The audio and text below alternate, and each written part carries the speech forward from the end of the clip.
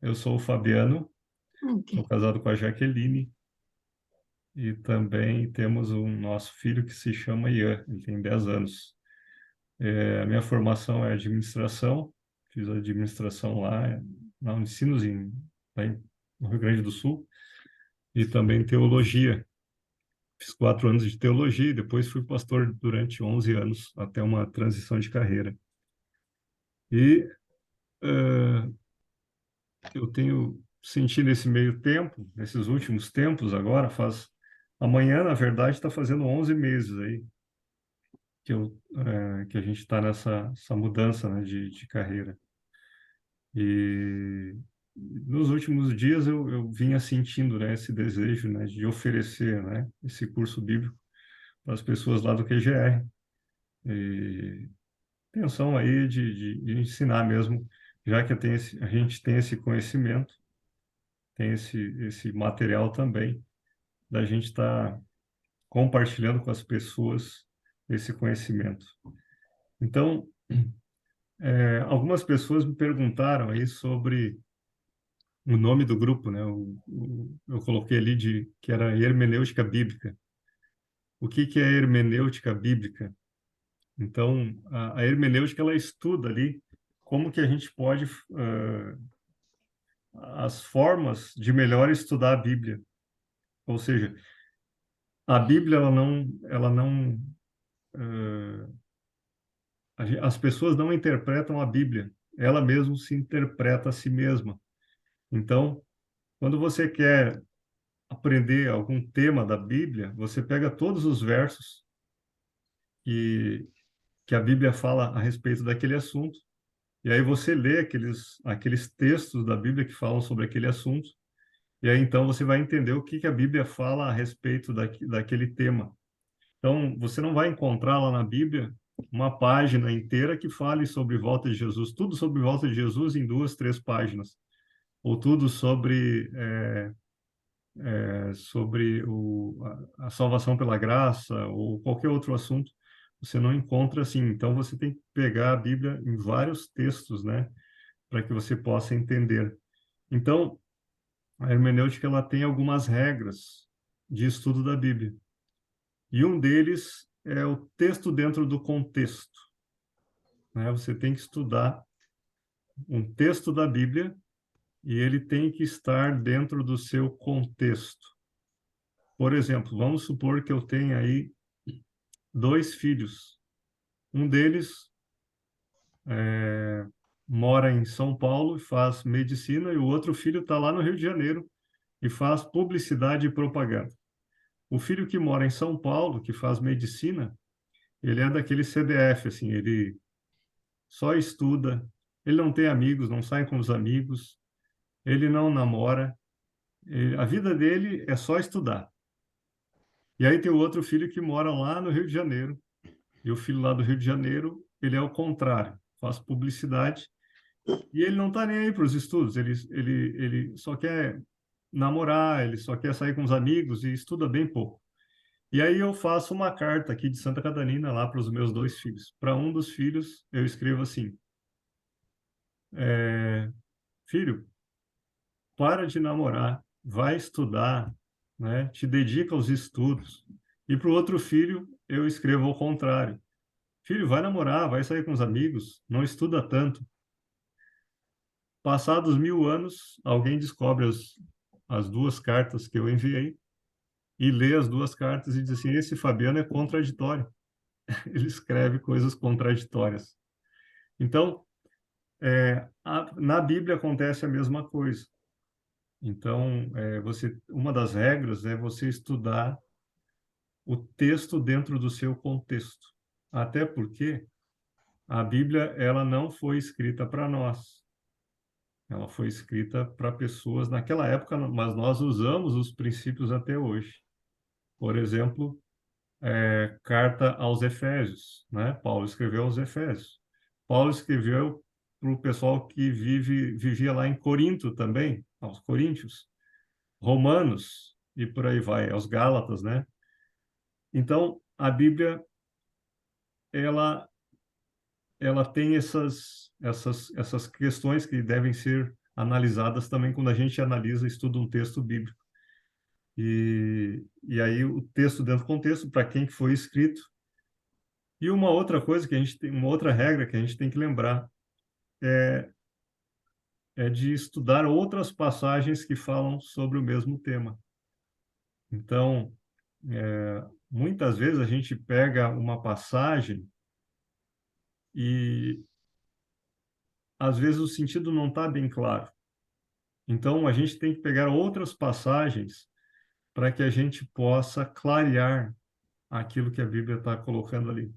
Então, é, você nunca pode basear uma doutrina inteira em um só verso da Bíblia.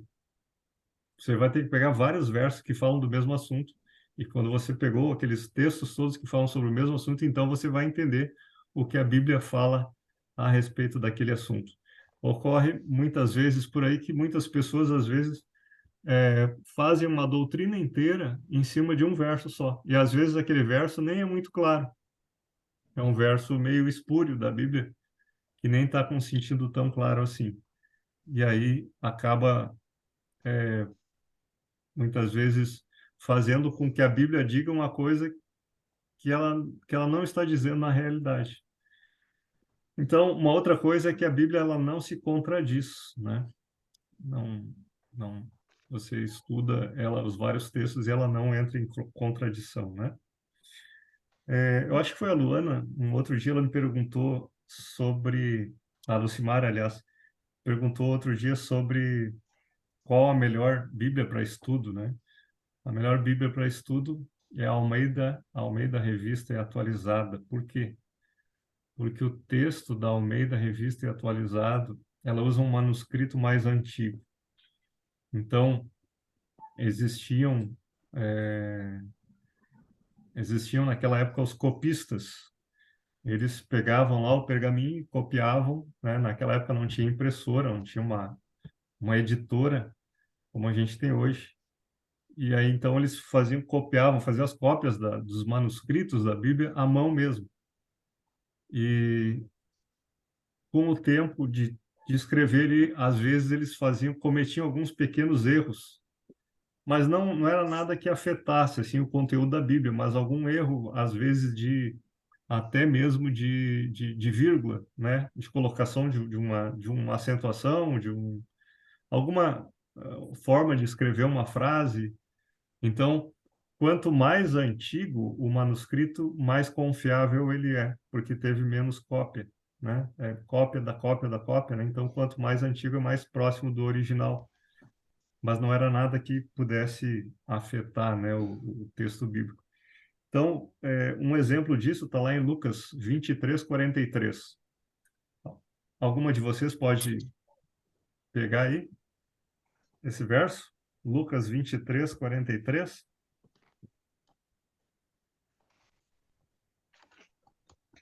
Tem.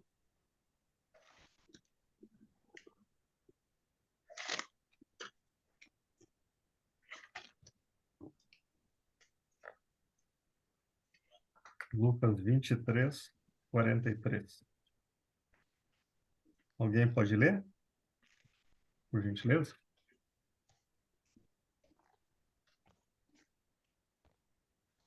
Eu não tenho aqui para ler. Certo. Eu posso ler, mas a minha é na NT, daquela lá, eu não comprei ainda. Tá bom. Lê e vamos ver Tá. como é que tá aí. Tá. Jesus respondeu: Eu afirmo a você que isso é verdade. Hoje você estará comigo no paraíso. Só Ok. isso? Então, é só isso. Então, ele está dizendo que hoje estaria com, né, o malfeitor lá da cruz, lá no paraíso, né? Naquele dia. Certo? A minha tradução aí, que é a Almeida, a revista atualizada, ela diz assim, ó, Jesus lhe respondeu, em verdade te digo que hoje estarás comigo no paraíso. Certo? O que Jesus está dizendo ali? Que ele estaria com o ladrão da cruz naquele dia já no paraíso, certo? Só que tem um problema aí. 3 dias depois, que Jesus já tinha ressuscitado, ele aparece para Maria e disse assim: não toque em mim, porque eu ainda não subi para o Pai. Então, existe um problema aqui, né? Daquilo que está escrito. Como é que ele ia estar no paraíso com um ladrão se ele não foi para o céu naquele dia, né? No dia da morte dele na cruz. Então, a gente encontra aqui uma falha, né? O texto grego, né? Ele não tem pontuação. A Bíblia ela foi escrita em parte de hebraico, um pouquinho de aramaico e o Novo Testamento foi escrito em grego. E nessa parte lá do grego não tinha nenhuma pontuação. E tá literalmente assim, ó, verdadeiramente a ti eu digo. E aí isso é uma oração. E a outra oração é comigo estarás no paraíso. Então o hoje ele pode pertencer à primeira oração ou à segunda oração, né? Pode ser assim, ó, verdadeiramente te digo hoje, vírgula, estarás comigo no paraíso. Ou então, verdadeiramente eu te digo que hoje estarás comigo no paraíso. Então, quando escreveram a Bíblia que a gente usa,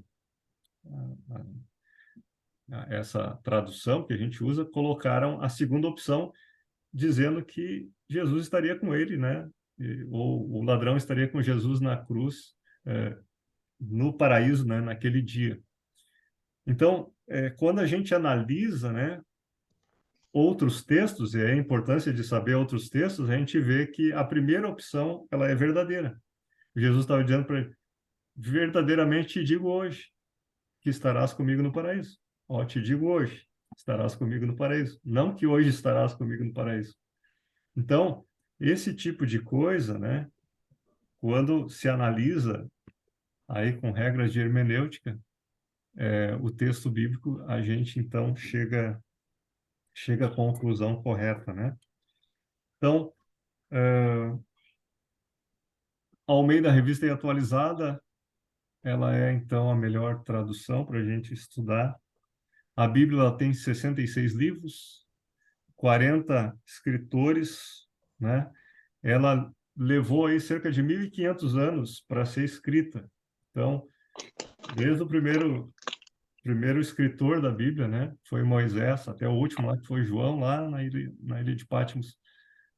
Então, a gente tem um período aí de 1.500 anos. E o que é bastante interessante nisso é que, só um pouquinho aqui,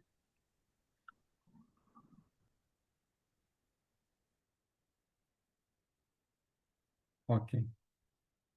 O que é interessante nisso é que nenhuma pessoa dura 1.500 anos, não é verdade? As pessoas, elas duram aí no máximo 100 anos. Mas tá, naquele tempo o bíblico durava um pouco mais, tudo bem, mas nenhuma delas durou 1.500 anos. E elas não se conversavam entre si, elas não trocavam ideias entre si. Muitas não viveram na mesma época. E aí você pega aí, por exemplo, se você quiser estudar o livro do Apocalipse, para entender Apocalipse, tem que estudar junto com Daniel, que é no Antigo Testamento. E foi aí, no mínimo, 600 anos antes escrito. Então, eles não combinaram, mas você percebe ali que existe uma harmonia entre os textos. Então, você vai ver durante o nosso estudo que a gente vai estudar muitas coisas, que você pega coisas tanto do Novo quanto do Antigo Testamento. E elas se complementam, elas vão se fechando, elas vão se complementando.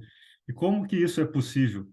Até porque, ó, tenho 10 minutos aqui, tá falando, e aí vai fechar. E daí a gente volta no mesmo link, tá? É só clicar no mesmo link que deve voltar ali para nós, para a mesma sala, tá? Quando fechar. Esse nosso Zoom aqui não é pago, então aí a gente vai ter que sair e entrar de novo. Bom, como eles não combinaram que iam escrever, isso é uma prova de que o Espírito Santo estava conduzindo a escrita da Bíblia.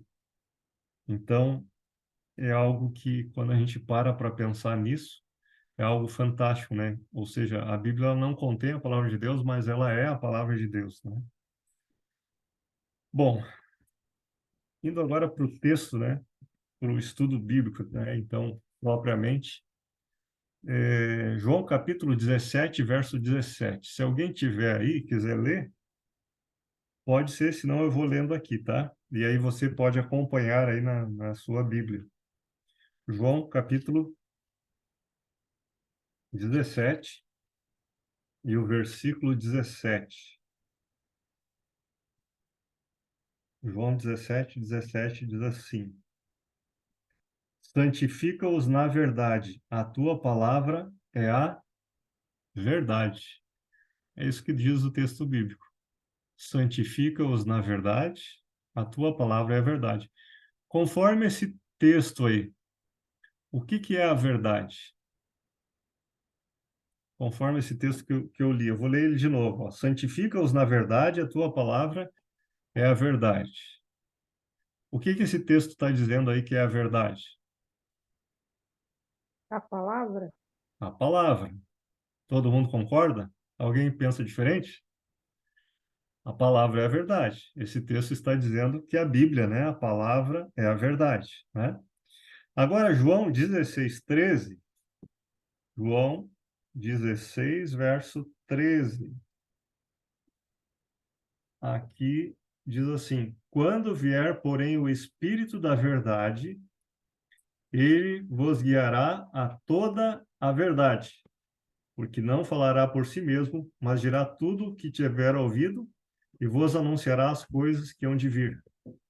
Então, repetindo aqui a primeira parte do verso. Quando vier, porém, o Espírito da verdade, ele vos guiará a toda a verdade. O que é a verdade que a gente deu antes? A palavra, a Bíblia. A Bíblia, a palavra. E agora está dizendo que o Espírito Santo, que é o Espírito da verdade, vai nos guiar a toda a verdade. Ele nos guia a toda a Bíblia. Quem é que inspirou os profetas a escreverem a Bíblia? O Espírito Santo. O Espírito Santo. E agora o mesmo Espírito Santo é o que vai nos dar entendimento da Bíblia. Não é fantástico isso? Ele inspirou os profetas e ele ilumina a nós. Então, uma pessoa, quando ela é um bom pregador, né? Às vezes as pessoas gostam de falar assim, a pessoa pregou bem, né? A palavra, e diz, a pessoa é inspirada. Não, inspirado é um profeta. O profeta, ele foi inspirado pelo Espírito Santo. Agora, a pessoa que falou bem e tal, ele foi iluminado, né? Ele teve um bom conhecimento. Então, quando nós vamos estudar a Bíblia, nós temos que orar para que o Espírito Santo nos ilumine a mente para que a gente entenda a palavra de Deus. Então, o Espírito Santo que ali guiou os profetas na escrita da Bíblia, é o mesmo que vai dar iluminação para a nossa mente, para a gente entender ela, tá bom? Muito bem. Agora, João 8:32. João 8:32.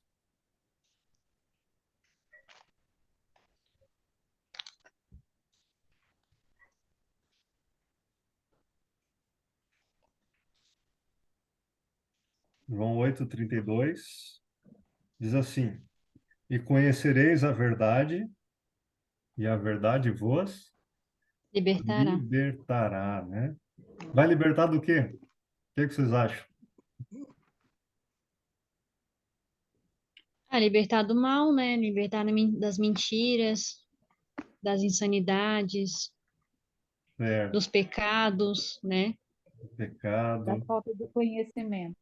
da falta de conhecimento, né? Então, quando a gente conhece a verdade, o que é a verdade? A Bíblia, né? A palavra de Deus. Quando nós conhecemos a verdade, ela vai nos libertar do pecado, né? Vai nos libertar do engano, do erro, ok? Então,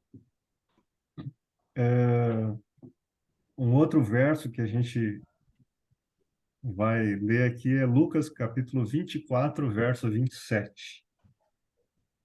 Lucas 24. Eu até esqueci de colocar no grupo, né, para o pessoal ter a Bíblia. Pode ser online ou pode ser a Bíblia física mesmo, né? Lucas 24, verso 27. Diz assim: Jesus, né? E começando por Moisés, discorrendo por todos os profetas, expunha-lhes o que a seu respeito constava em todas as Escrituras, né? Então, Jesus ali começando, né, por Moisés, ele começou a expor, né, para os discípulos tudo aquilo que estava falando dele. Na verdade, os discípulos de Jesus não estavam entendendo por que Jesus teria que morrer. E aí então Jesus começou a falar tudo aquilo que estava escrito, né, sobre Jesus, né, lá no Antigo Testamento, os profetas dizendo, né, do Messias que viria, para que eles pudessem entender o que ele ia passar e o que ele tinha que padecer. Então, tem um texto lá do Antigo Testamento, que é Oséias 4, verso 6, que diz assim: o meu povo perece por falta de conhecimento. Vocês já ouviram esse texto? Nossa, gente, não. É. Oséias 4, verso 6 diz assim: o meu povo perece por falta de conhecimento. Então, por que é importante nós estarmos estudando a Bíblia aqui? Para que a gente não fique perecendo, né, por falta desse conhecimento, né? Deixa eu mostrar. O problema é que o tempo aqui tá quase fechando aqui, mas deixa eu ver se eu consigo compartilhar uma foto aqui para vocês. Tá correto isso aqui? O que vocês acham que isso aqui significa? Coração está guiando o cérebro? Opinión, mente, corazón. O coração está guiando o cérebro, né? Isso é correto?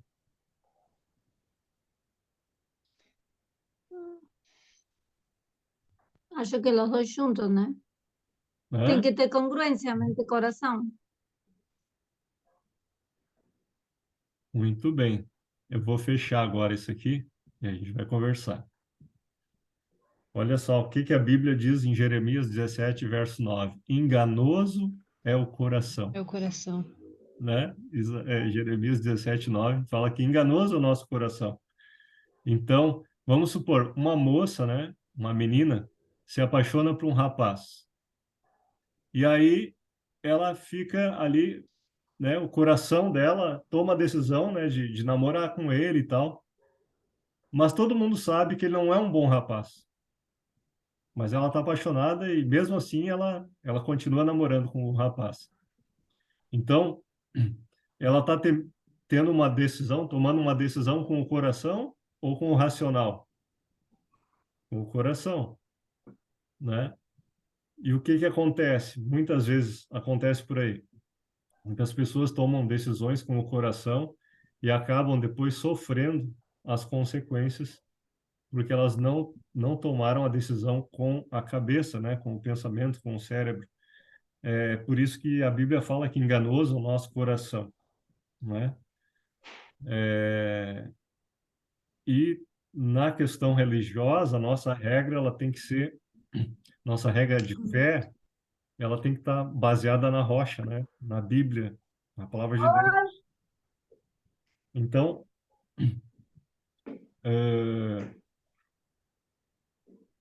muitas vezes as pessoas elas têm uma experiência com Deus e essa experiência é uma coisa boa da gente ter experiência com Deus, mas muitas vezes a experiência com Deus, como ela teve a experiência com Deus, ela não tem interesse de estudar a Bíblia, porque ela pensa assim, eu já tenho a minha experiência com Deus e eu não vou estudar a Bíblia.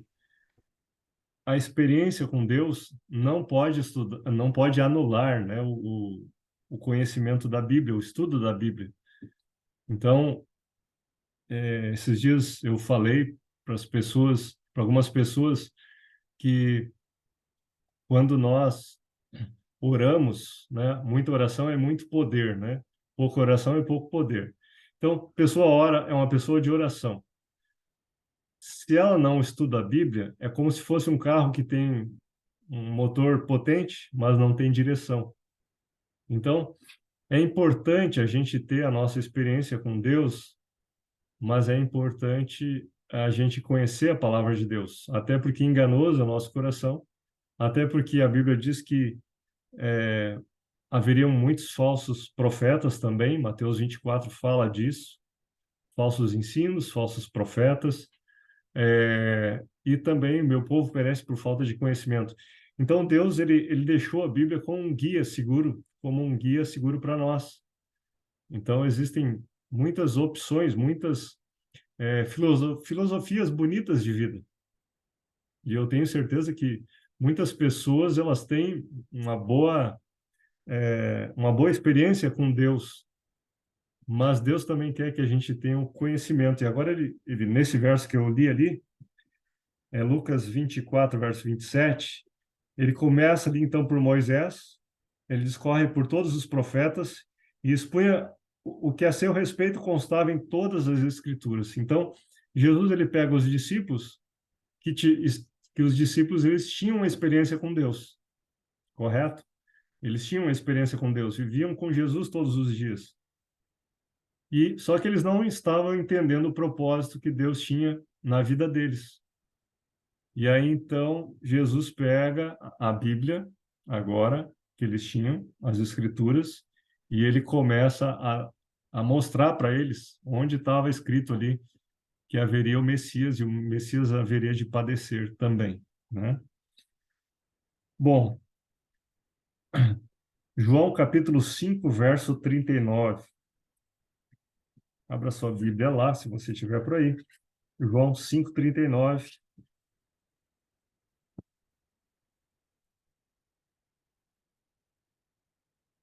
Diz assim: examinais as Escrituras, porque julgais ter nelas a vida eterna, e são elas mesmas que testificam de mim.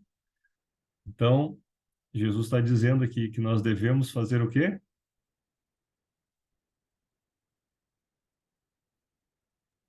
Examinai, estudai. Estudar, né?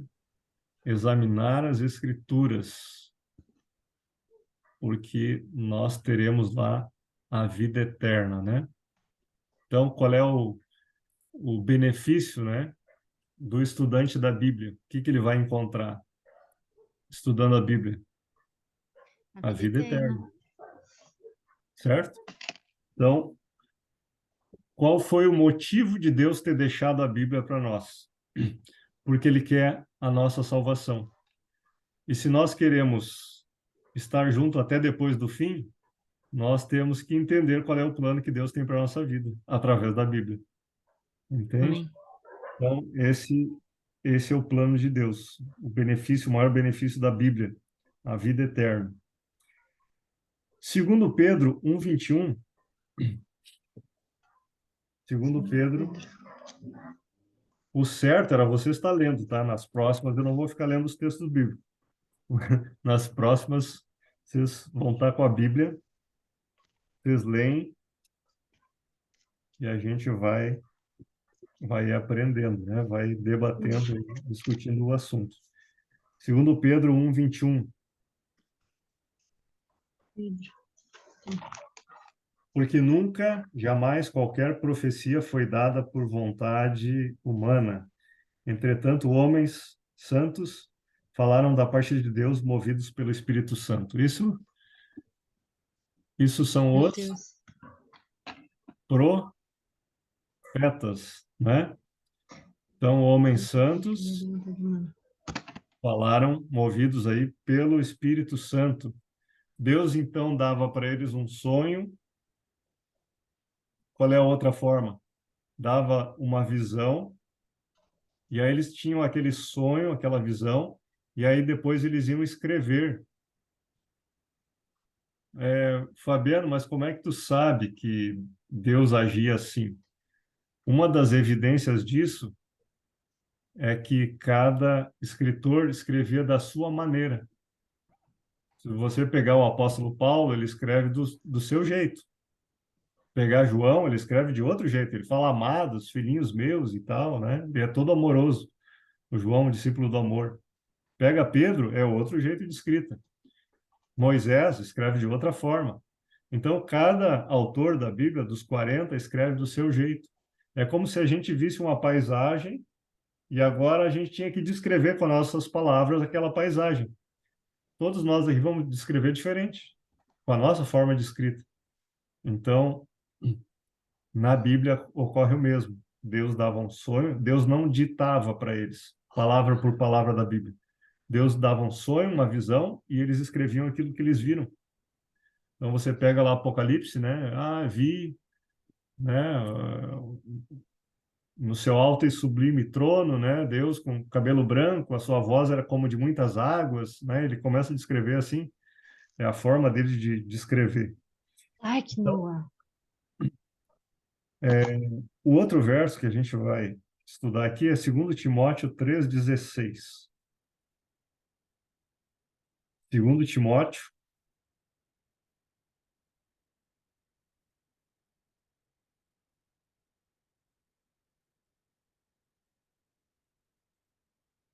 segundo Timóteo 3, verso 16. Diz assim: toda a Escritura é inspirada por Deus e útil para o ensino, para a repreensão, para a correção, para a educação na justiça. Então, quanto do texto bíblico é inspirado por Deus, conforme esse texto aí que eu li? Toda.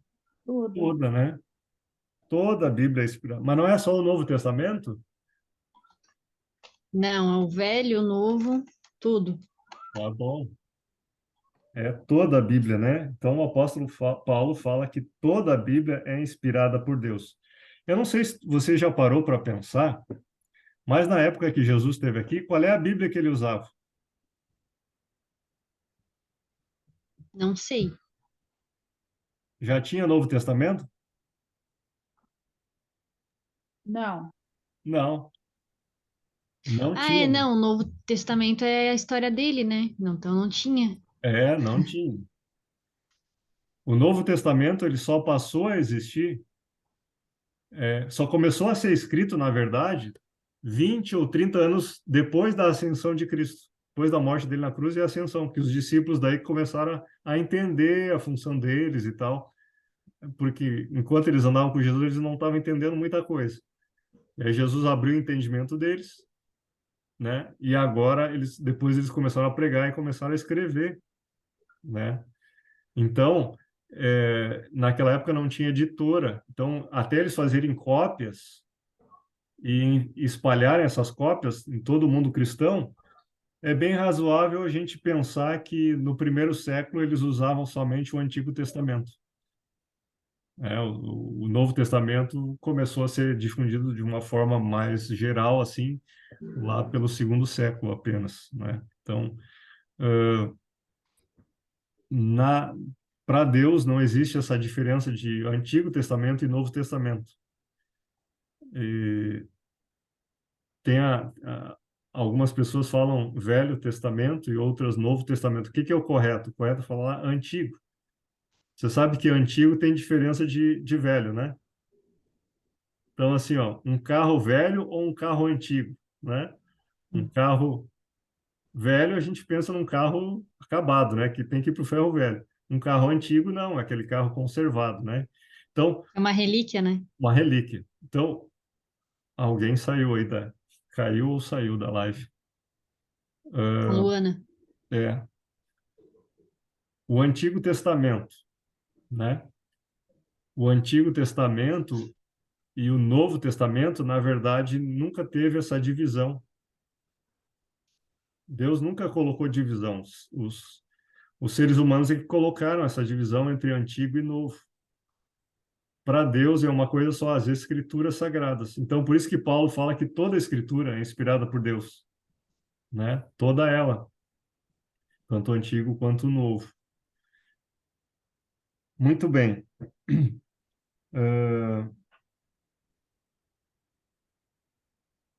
Para finalizar aqui, nós estamos chegando aqui no finalzinho desse estudo, João capítulo 5. João capítulo 5,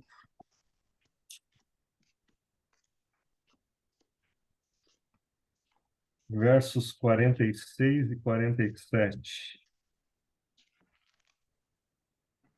Diz assim: porque se de fato cresceis em Moisés, também creríeis em mim, porquanto ele escreveu a meu respeito. Se, porém, não credes nos seus escritos, como crereis nas minhas palavras? Né? Então, Jesus falando aqui, né? Se as pessoas, né, os judeus, né, naquela época, crescem em Moisés, iam crer nele também, porque Moisés tinha falado dele, né? Então, isso aqui é mais um texto que prova que Jesus usava o Antigo Testamento, né? Então, não é algo velho, ultrapassado, que não tem mais utilidade. Aquilo mesmo que eu falei, para você entender o Novo Testamento, você usa o Antigo Testamento. E para entender o Antigo, você usa o Novo também. Então, eles se complementam. Então, toda a Bíblia é inspirada por Deus, né? E útil para o ensino. E essa deve ser a nossa regra de fé e prática, né? Até porque se você tirar aí o Antigo Testamento de cena, você tira a criação de Deus lá em Gênesis, tira o Deus criador, tira toda a teologia vai por água abaixo, né? Você não tem mais como consertar isso daí, né? Tá bom? ¿Y entre el Antiguo y el Nuevo Testamento tiene alguna diferencia o es igual? Pode repetir, por gentileza? ¿Qué? Entre el Antiguo y el Nuevo Testamento, ¿tiene alguna diferencia entre ellos o está escrito lo mismo? Sim, eles abordam aspectos diferentes do plano de salvação, né? Ah, Então, no Antigo Testamento, falava a respeito do Messias que viria. No Novo Testamento, aí começa ali, escrevendo ali já com o Messias, né? Jesus nascendo, né? E aí depois a pregação do Evangelho, né? E aí é uma continuação, é como se a história continuasse. E aí ok. aí você pega algumas, depois entra mais para a profecia, e aí ele busca coisas lá do antigo, porque a história ela meio que se repete. Então Ah, ele usa coisas às vezes lá do antigo no novo. Ele cita coisas lá do antigo no novo ali e ele fala, ó, tá cumprindo isso aqui agora, né? Profecia se cumprindo, outros assuntos assim. Então é como se fosse uma continuação, ah, né, da história. mm, E o cânon ok. bíblico, né? Como foi formado, né, o cânon da Bíblia, né? Os livros que a gente tem, que são considerados canônicos, era o que o pessoal usava na época.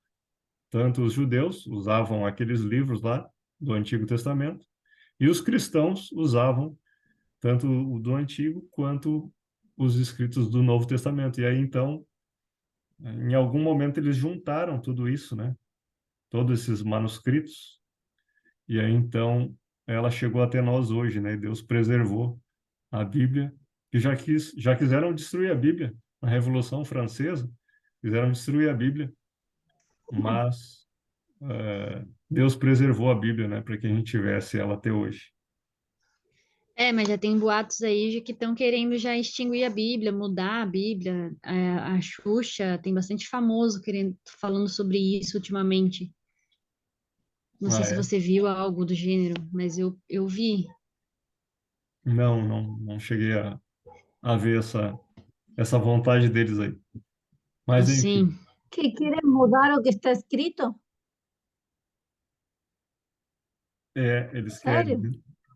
Mas a própria Bíblia diz que não se pode alterar, né? Nem acrescentar e nem tirar nada das Escrituras, né? Certo? Muito bem. Então, o último verso está lá em João, capítulo 13. João, capítulo 13, e o versículo 17, e diz assim: Ora, se sabeis essas coisas, bem-aventurados ou felizes sois se as praticardes, né? Então, se nós estudamos a Bíblia, conhecemos tudo de Bíblia, nós vamos ser felizes se nós colocarmos em prática. É que nem a pessoa que comprou uma esteira, né, para perder uns quilos, e ela não põe em prática o exercício físico, não vai adiantar nada. Apenas conhecer sobre Deus não vai transformar a vida de ninguém, somente conhecer. Mas quando a gente aplica, né, o propósito de Deus na nossa vida, né, a vontade dele na nossa vida, aí então que Deus vai trabalhando, né, e vai fazendo um milagre na nossa vida, certo? Então, alguma dúvida ficou até aqui? No, ficou claro. Ficou claro? Ok. Na próxima segunda-feira, é importante que o pessoal tenha a Bíblia, né, na mão para a gente. Aí cada um lê um verso e tal, e a gente vai discutindo um pouquinho mais. Hoje foi meio de improviso, assim. A gente foi fazendo tudo ao Ok. vivo aqui. Mas o início é assim mesmo, né? Até a gente ajustar, né, a coisa. E assim, ó, os próximos estudos, eles são bem interessantes.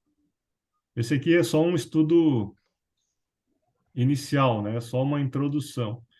Os próximos estudos, vocês vão se surpreender, né? De coisas que a gente vai aprender ainda pela frente. Tem muita coisa boa aí pela frente e que a gente vai estar estudando junto, tá bom? E eu agradeço a participação de Ótimo. vocês.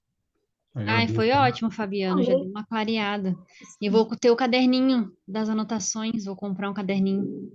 Ah, que E bom. uma nova Bíblia, né? Tá bom. Eu vou editar esse vídeo aí e colocar ele aqui. Obrigada.